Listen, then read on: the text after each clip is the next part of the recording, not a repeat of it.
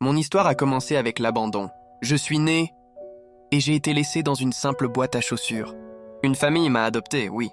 Mais j'ai grandi avec un cœur blessé, cherchant l'affection là où il n'y en avait pas, essayant de comprendre pourquoi la vie me faisait si mal. À 13 ans, je me suis fait mon premier tatouage. Ce n'était pas une mode. C'était ma manière de parler. Quand ma voix ne savait pas encore exister. Je m'appelle Leandro de Souza.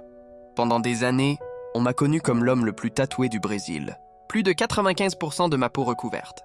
Plus de 170 tatouages. Mais derrière chaque goutte d'encre, il y avait un cri que personne n'entendait. Un enfant privé d'amour. Un jeune perdu cherchant une identité dans un monde incapable de remplir son vide. Ma révolte m'a conduit loin, très loin, de ce que Dieu avait rêvé pour moi. Je me suis égaré, je me suis brisé. Un jour, je n'avais plus envie de continuer. Je sentais mon âme s'éteindre doucement. Et puis quelque chose est arrivé.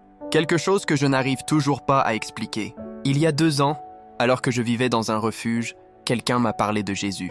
Je ne le cherchais pas. Mais lui, il me cherchait depuis toujours. Le 13 mai 2023 est devenu mon nouvel anniversaire. Ce jour-là, j'ai compris que je n'avais jamais été seul. Qu'une main m'avait toujours été tendue, même quand je croyais être oublié. Depuis ce jour, tout a changé. J'ai quitté ce qui me détruisait. J'ai quitté le chaos. J'ai quitté la vie qui me consumait. J'ai même commencé à effacer les tatouages de mon visage avec le laser. Oui, ça fait mal, mais c'est une douleur qui guérit. Chaque session est un rappel. Je suis libre. Aujourd'hui, je ne vis plus pour mon passé. Je vis avec un but, une paix et une lumière que je n'avais jamais connue.